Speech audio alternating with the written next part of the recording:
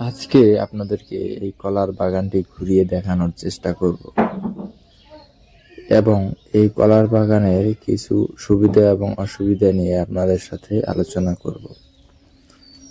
তো প্রথমেই এই কলার বাগানের কিছু অসুবিধা নিয়ে আলোচনা করা যাক।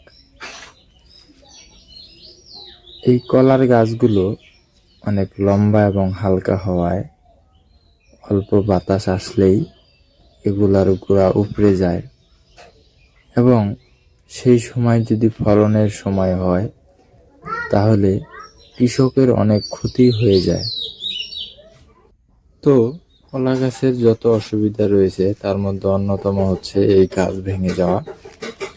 যদি ফলন থাকা অবস্থায় ভেঙে যায় তাহলে অনেক ক্ষতি হয়, এছাড়া কোনো অসুবিধা নেই।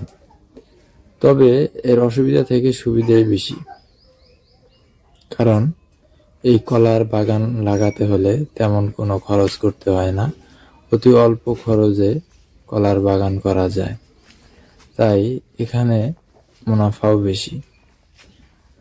এর পাশাপাশি আপনাদেরকে আমার ঘাস ক্ষেতটা দেখানোর চেষ্টা করব এবং পাশেই একটা ভুট্টার বাগান আছে, সেটাও দেখানোর চেষ্টা করব। তো এটা হচ্ছে ভুট্টার সিজন। তো এই সিজনে ভুট্টা আবাদ করে থাকে আমাদের এখানকার কৃষকেরা। তো এই যে দেখতে পাচ্ছেন দুই পাশে ভুট্টা, এইটা প্রায় হয়ে এসেছে, আর কিছুদিনের মধ্যেই এগুলা তোলা হবে। তো এর পাশের সারিতেই রয়েছে সুপারির গাছ, সারি সারি সুপারি গাছ। এই যে দেখতে পাচ্ছেন এটি হচ্ছে আমার ঘাস ক্ষেত।